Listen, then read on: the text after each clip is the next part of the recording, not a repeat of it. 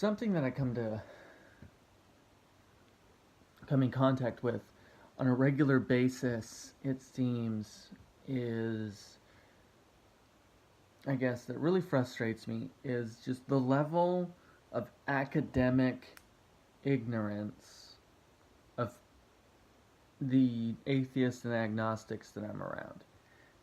Whether I'm interacting with them on the internet, interacting with them out in the public, there really seems to be only one group, and it's this.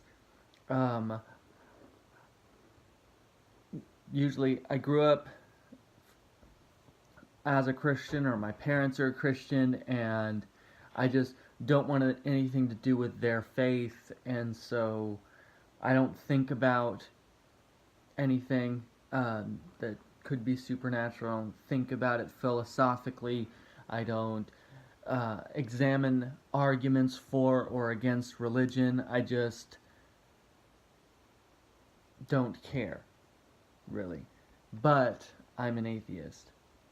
And then, especially on the internet, it seems to really be more of a troll culture for atheism than there is an actual kind of informed, argumentative basis for believing that supposedly, or supposedly believing that there isn't a God, with a lot of repetition in the realm of atheist isn't a belief system, or that just things like that. And it really frustrates me because I like discussing this stuff.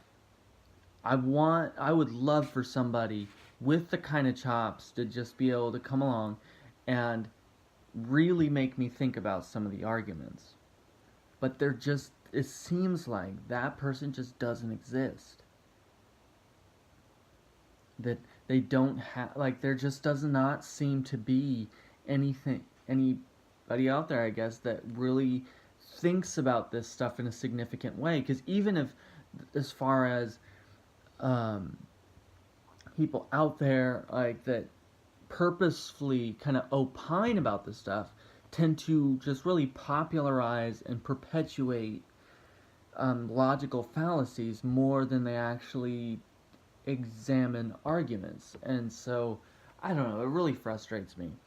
So, I don't know if you're out there, like, if you got somebody that you think has weight to them, I'd love to be able to share with them, but it also tends to go in the direction of theology as well, where I'm just, people don't seem to really consider heavily the questions of why is my church doing this? They just go along with it.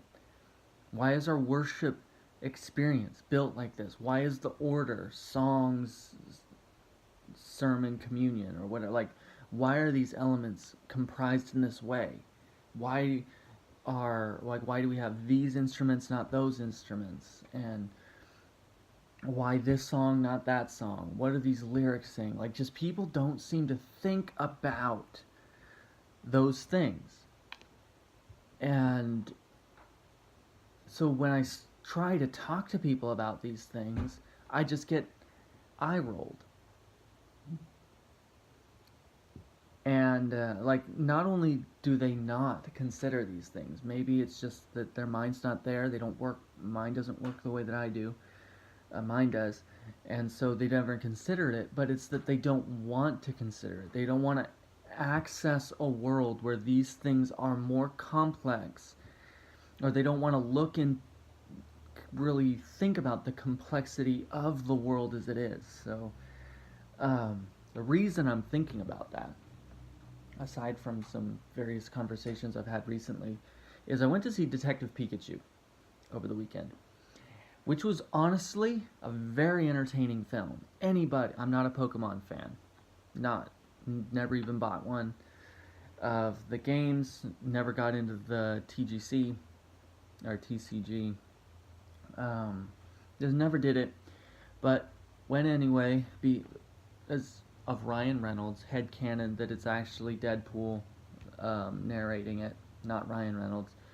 So it's an MCU film, but it's really good. Like, it's really good. It's very immersive, and it takes you into a deeper level of what is happening in these Pokemon worlds with animals fighting each other, and like, it's really, really engaging. So, highly recommendable. I'd say that honestly, Endgame, Detective Pikachu, like, they're on the same level almost. Like, they're there.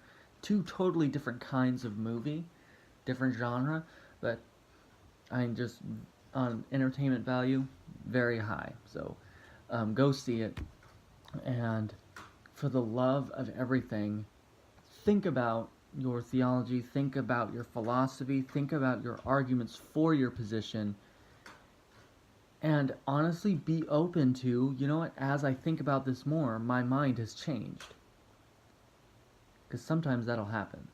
So, anyway.